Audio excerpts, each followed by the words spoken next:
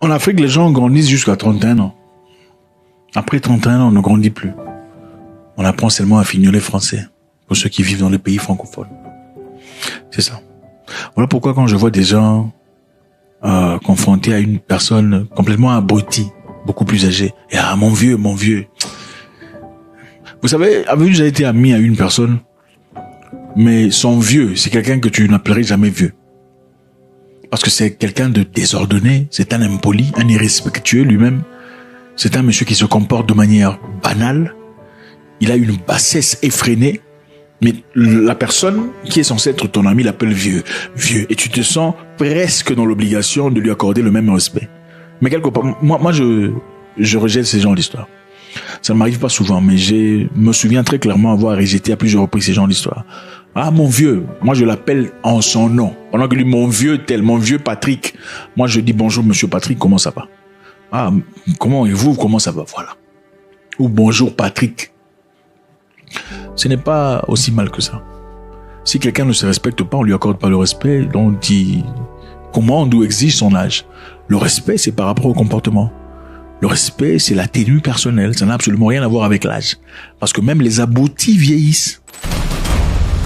Ibrahim Traoré, un homme très intéressant. Un jeune homme très intéressant, mais qui fait une différence incroyable. Dans son discours récemment, a parlé de beaucoup de choses. Suivez. Bonjour à tous, j'avoue que c'est un réel plaisir donc d'être là ce matin pour avoir ces moments d'échange avec vous, partager la chaleur humaine donc de nos frères, sœurs, papa et maman donc de la région du plateau central.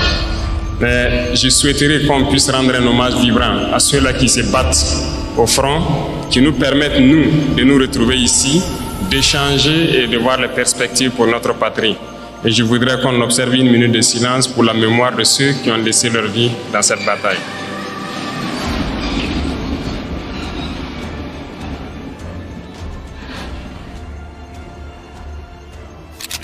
Immédiatement avant de commencer, il exprime son respect à l'égard de ceux qui ont sacrifié de leur vie et leur famille pour la nation. C'est profond. C'est un signe de grandeur. Ça fait bientôt 10 ans que nous sommes dans cette situation de guerre et je pense que vous suivez l'évolution au fur et à mesure. Et j'espère que tout le monde est conscient que nous ne sommes plus dans une guerre de terrorisme, mais dans une guerre d'indépendance. Et il faut que chacun comprenne que c'est une logique pour les impérialistes de nous imposer cette guerre. Normalement, chaque leader, chaque dirigeant devrait se battre pour son pays. C'est une logique. Ils se battent pour leurs intérêts et nous devons nous battre aussi pour nos intérêts. Si nous arrivons à nous développer, à prospérer, ce qui veut dire que là-bas, ils ne pourront pas se développer. Ils vont devoir régresser. Si nous arrivons à transformer demain nos matières premières, ça veut dire que là-bas, des usines vont fermer. Est-ce que vous comprenez la logique? Donc c'est normal qu'ils se battent pour mélanger notre société, pour nous maintenir dans cette guerre constante et qu'on ne puisse jamais réfléchir un jour se développer. Et là, ils continueront à se développer eux et nous serons toujours là à exporter vers eux nos matières premières et notre jeunesse en train de souffrir dans la misère, chercher à traverser l'océan pour aller mendier là-bas. Donc, ils sont dans leur logique de protéger leurs intérêts, de la mauvaise façon certes, mais nous, notre devoir c'est de nous battre pour nous affranchir et nous sortir de cette situation.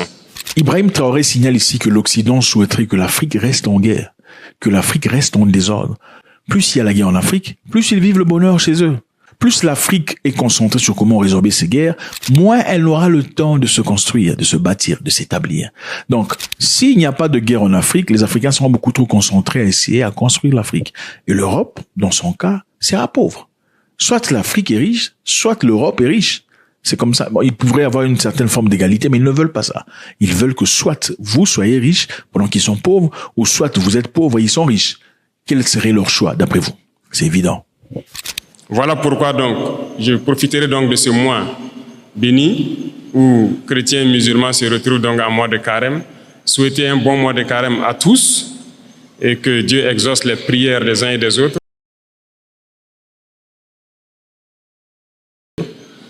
Aussi que chacun puisse, à son niveau, vraiment profiter de ce mois pour changer de paradigme vis-à-vis de ses voisins, de tous ceux qui nous entourent. Et je souhaite que les leaders religieux, ici au Burkina Faso, profitent de ce mois aussi pour prêcher, voilà, je dirais la bonne parole, pour prêcher vis-à-vis de ceux-là, ces égarés qui tiennent les armes dans la brousse et qui tuent, parce que certains tuent et ils pensent qu'ils tuent au nom de la religion. Il faut que les leaders religieux puissent donc ensemble faire beaucoup de déclarations, beaucoup de prêches pour les faire comprendre que ce n'est pas de la religion. Pourquoi je le dis? Parce que je pense que beaucoup d'entre vous ont des frères ou des sœurs qui sont FDS, qui sont dans la brousse. Il est quasiment impossible aujourd'hui de prendre une base terroriste et ne pas trouver des livres coraniques ou autre chose. Ça veut dire que, donc je pense que par la parole, vous pouvez les atteindre. Il faut faire beaucoup de déclarations, beaucoup de prêches pour les faire comprendre que ça, ce n'est pas de l'islam. C'est tout sauf de l'islam. On n'a jamais dit de tuer. Et nous irons plus loin même. Nous allons demander bientôt donc aux leaders de l'islam, donc du monde entier aussi, de nous joindre dans ce combat-là, avoir des déclarations claires, franches, pour inviter tous ceux qui sont là à tuer au nom de l'islam, que ce n'est pas de l'islam.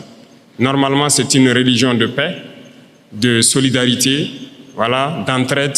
Il n'y a pas de raison que quelqu'un tue au nom de l'islam et qu'on ne puisse pas le dire qu'il est sur le mauvais chemin. Ibrahim Traoré a signalé qu'il serait important de s'adresser aux enseignants pour que ces enseignants disent à la population que tuer au nom de la religion n'a aucun sens. Ce n'est pas spirituel. Ok? On ne tue pas au nom de la religion. Ça n'a absolument rien à voir. L'islam n'est pas une religion des tueries. Voilà ce que M. Traoré a. Au lieu de condamner ces personnes qui sont certainement dans l'ignorance, il préfère évidemment les instruire. Vaut mieux instruire une personne ignorante que condamner et crucifier cette personne pour son ignorance. Plusieurs opérations sont en cours. Nous sommes en phase de consolidation et nous poursuivons nos manœuvres jusqu'à nos frontières. Dans quelques jours, vous serez bien sûr au courant de tout ce qui a pu être récupéré et nous allons nous implanter dans ces zones pour toujours. Nous n'allons pas reculer, nous allons récupérer la totalité de notre territoire. Et cela va se passer de façon progressive. Il y a peut-être des régions qui sont aujourd'hui, qui semblent ne pas voir certains actes, mais la guerre, c'est de manière évolutive. Nous allons blanchir totalement des zones et arriver au fur et à mesure. Et resserrer l'étau sur ces gens, c'est comme je le dis, ils n'ont que de choix, soit de comprendre le message, revenir à la patrie, ou bien ils vont disparaître. C'est à eux de choisir. Monsieur le Président insiste que le pays sera libéré de tous ces centimètres. Donc, quoi qu'il en soit, vaille que vaille, ils arriveront au bout et récupéreront chaque centimètre du pays des mains des terroristes. La guerre sera longue, mais la guerre sera réelle et effective. Et ce matin, je tenais à faire cette déclaration pour que vous compreniez que la bagarre qui va commencer, la poussière va se soulever comme on aime le dire. Mais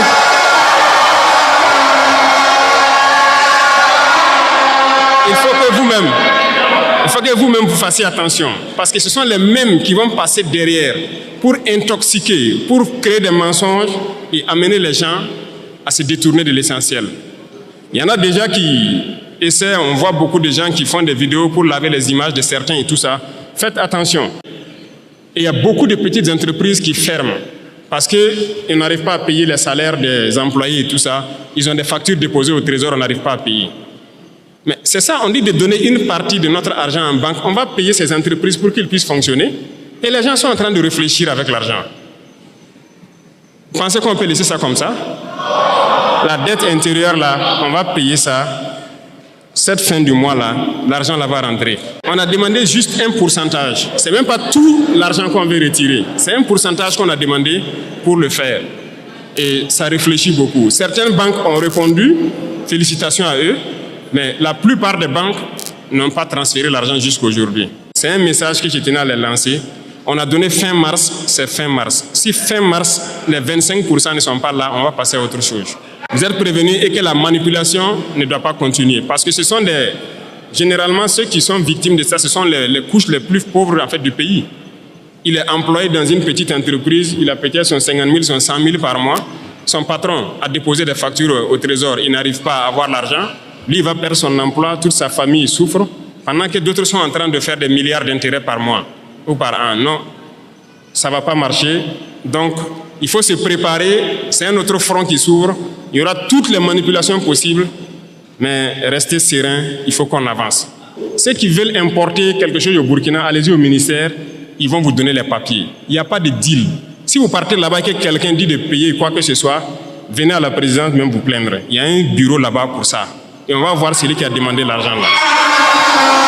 Donc, il n'y a pas de deal encore pour avoir une autorisation spéciale d'importer. C'est limpide, c'est clair. Il faut le faire.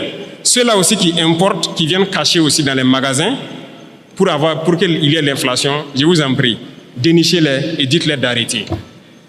On ne paye pas venir cacher, attendre qu'il y a le manque pour sortir et puis mettre des prix assez élevés. Ils n'ont qu'à arrêter ça. Je pense que le ministère a lancé pour dénicher les magasins que les gens ont construits dans les non-lotis là, pour stocker. Ah, si on prend là, on va vendre gratuitement et verser au trésor. C'est ce que j'ai donné comme instruction. Donc, déclarer les magasins et on va avancer. Donc, je compte sur vous, messieurs les opérateurs économiques, pour que, au sein de vous, que vous vous conseillez et que ce genre de situation-là n'arrive pas. Les gens retiennent. Ils attendent qu'il y ait le besoin et maintenant ils sortent, ils mettent un prix pour avoir... Ça, c'est même pas bon. C'est pas bon. Je ne pense pas que c'est une fortune que Dieu va bénir. Le chef de l'État ici signale que les Burkinabés ont le droit d'importer tout ce qu'ils désirent. Ok? Vous savez, généralement, pour contexte, en Afrique, quand vous importez des histoires venant d'ailleurs pour revendre dans le pays, on vous frappe des taxes incroyables, des taxes quelquefois titanesques qui vous déstabilisent et vous mettent en incapacité de continuer à travailler. Dans un pays ici, il y a la femme du chef de l'État qui pouvait importer tout ce qu'elle veut sans taxe, hein, zéro taxe. Elle importe tout. Les poissons, la viande, tout, elle importe tout. Sans taxe. Mais l'humain normal qui essaie d'importer quoi que ce soit doit payer les taxes. Bon, comment vous allez compétir avec une telle personne qui apporte des tonneaux et des caisses, des conteneurs de toutes ces histoires-là sans payer les taxes?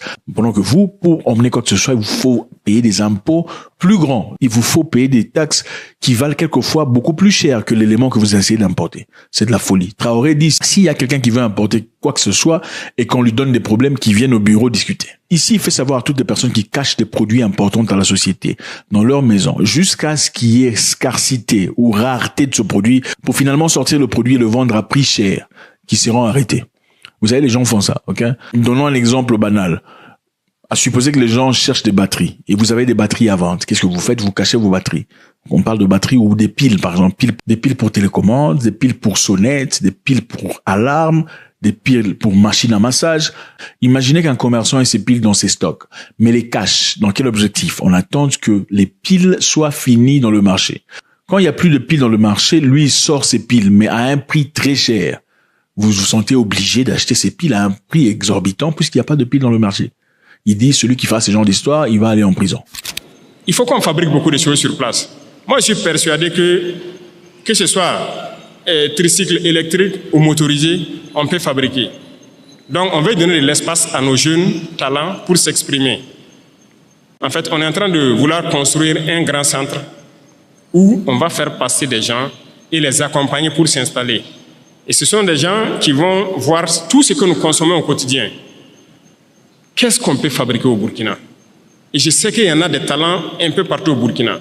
L'application sera lancée dans peu de temps pour que les jeunes talents s'inscrivent. Dans ce centre-là, on mettra tout en œuvre pour avoir toute la machinerie nécessaire et encadrer les jeunes. Là, s'ils finissent, ils sortent, ils peuvent créer quelque chose. S'il plaît à Dieu, on va mettre une unité de cuir dans la zone de Kaya pour transformer beaucoup de choses sur place nous-mêmes et créer tout ce que nous avons besoin. Tant qu'on ne va pas arriver à cette étape et qu'on va continuer à payer dehors, notre richesse ne va pas nous profiter. Il faut qu'on change de paradigme dès maintenant. C'est là qu'il y a l'emploi. C'est là que les gens vont travailler et c'est là notre vraie indépendance. Monsieur Traoré insiste ici sur qu'est-ce qu'on peut créer au Burkina Faso. Ce qu'on peut créer au Burkina Faso, venez voir l'office et discuter. Il y a une application établie pour ça. Ça permettra d'évaluer le fait et peut-être vous permettre de commencer à créer cette histoire au Burkina Faso. Donc, le Burkina Faso est fatigué d'importer tout. On veut commencer au fait, impulser le fait de créer beaucoup de choses sur place. En cela faisant, qu'est-ce qu'on fait? On crée des emplois pour beaucoup de personnes. Et aussi, on crée cette capacité de connaissance, le modus operandi, les gens comprennent comment ça fonctionne et comment ça le faire au Burkina Faso. Dernier point, qui sont donc nos camarades élèves et étudiants, qui ont beaucoup de doléances.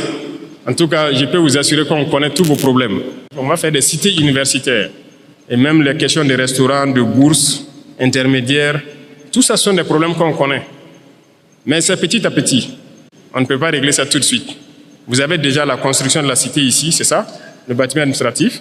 On espère que l'année prochaine ou plus tard, on va lancer la cité universitaire, agrandir les capacités des restaurants universitaires, augmenter le nombre de plats et pour finir la question des bourses. Parce que nous travaillons à maîtriser actuellement les dépenses militaires pour pouvoir injecter dans notre éducation. Parce que l'éducation, c'est la clé. Donc, on ne vous a pas oublié tous ces problèmes cités. Je parlais donc même des laboratoires au ministre. Je dis de trouver un standard, un certain nombre d'équipements minimum et on va construire des laboratoires dignes de ce nom dans nos universités. Parce que des gens vont venir faire une filière scientifique, aller sortir, même microscope, il n'a pas pu regarder une cellule végétale au microscope. Ce n'est pas possible. Oui, nous tous on a fait les séries scientifiques. Pour avoir accès aux petits laboratoires, vous rentrez s'il n'y a que 7 ou 8 microscopes. Peut-être même tout ne fonctionne pas. Tout le monde ne peut pas avoir accès. C'est la réalité, c'est toujours ça. Donc, il est là-dessus. On veut créer des laboratoires types dans beaucoup de nos universités. Vous ne pouvez pas venir et ne pas pouvoir avoir accès à un certain minimum d'équipements scientifiques de laboratoire pour faire vos tests et vous familiariser. C'est dans ça qu'on peut créer. Si on n'a pas développé ce volet laboratoire, on a des théoriciens qu'on crée. Et j'étais surpris même d'apprendre que même au niveau de nos chercheurs, il n'y a pas de microscope électronique à balayage au Burkina. Depuis que le Burkina existe, il n'y a pas ça. Et j'ai demandé au ministre, j'ai dit, mais comment vous faites donc la recherche? On est obligé d'aller à l'extérieur, louer des laboratoires, payer de l'argent pour faire. Pendant que le microscope électronique à balayage, je ne pense pas que ça coûte le milliard. Comment on ne peut pas le faire? Actuellement, on est en train de payer ça pour installer au Burkina, pour qu'on puisse faire tout sur place ici. Donc, j'espère que d'ici là, tout ça sera opérationnel et que ça puisse profiter donc, aux étudiants même, aux chercheurs, aux scientifiques, pour pouvoir avancer dans leurs recherches. Les salles informatiques et tout ce qui s'ensuit. Donc, on va voir tout ce qui est possible. Le ministère même avait déjà lancé pour acquérir un certain nombre d'ordinateurs pour que les étudiants puissent avoir les salles de façon bien équipées. Et c'est fait avec le Burkinabé, c'est ça? Il y a une unité burkinabé qui fabrique des ordinateurs. Donc, on a fait une convention la dernière fois pour pouvoir payer beaucoup d'équipements avec lui et équiper nos centres universitaires. Et vous aurez donc accès normalement à ces salles-là pour que vous puissiez faire vos recherches. Et l'Internet, je pense que ça, c'est en train de s'améliorer dans beaucoup d'universités. L'Internet est là maintenant pour les recherches. On peut aller vite et très bien dans la guerre et dans le développement. Nous avons foi, nous ne perdons jamais espoir, nous sommes vraiment très confiants. Et tant qu'on vous voit motivé, mobilisé, c'est notre carburant comme ça. On ne se fatigue jamais. On va continuer d'avancer dans ce sens-là. Et je disais donc à tous les ministres, j'ai dit de serrer la ceinture. Depuis qu'on est là, il n'y a pas de vacances gouvernementales. Hein. Ça travaille 24 sur 24. L'ALT aussi, c'est ça. Il n'y a pas de vacances pour que des députés aillent se coucher au village. Il faut travailler 24 sur 24, 12 mois sur 12. Donc on est dans ce rythme. Tant que les soldats au front n'ont pas de repos, il n'y a pas de raison que derrière on ait du repos. Et j'invite donc toute l'administration à se mettre au pas ainsi pour accompagner donc les forces vives dans tout ce qu'ils font. Et donc, je pense que petit à petit, il y a de la progression. On voit beaucoup de changements de comportement. Il faut qu'on arrive à totalement changer la donne. Monsieur Ibrahim Traoré parle de la création des laboratoires dans des universités au Burkina Faso. Évidemment, c'est un problème qu'on voit dans beaucoup de pays africains où les gens sont obligés d'aller quelque part ailleurs pour aller se ressourcer. Et aussi, les scientifiques, pour faire leurs recherches, ont besoin d'aller dans des pays à côté pour aller faire leurs recherches. Et ça leur coûte beaucoup d'argent. Ils peuvent le faire sur place. Ses intentions sont claires. Il veut progresser et avancer. Et encore une fois, je disais, la sagesse n'a absolument rien à voir avec l'âge. Okay? La sagesse est un don de Dieu, bien qu'on peut le développer. Okay? On peut enrichir sa sagesse. Mais les gens à 31 ans, généralement, sont limités. Ils ne peuvent plus évoluer sur le plan mental. La plupart des gens, aujourd'hui, à 47 ans, ont le même âge qu'ils avaient à 31 ans. En tout cas, le même âge mental. Monsieur Traoré est l'une de ces personnes spéciales que Dieu donne au monde. L'une de ces personnes spéciales que Dieu donne à une nation, dans l'objectif d'aboutir. Comment ça se fait que votre président n'arrive pas à faire ce genre d'histoire avec son âge? Comment ça se fait que votre président, pour beaucoup de personnes qui pensent que dans la vie, pour guider, être intelligent et sage, il faut avoir 67 ans.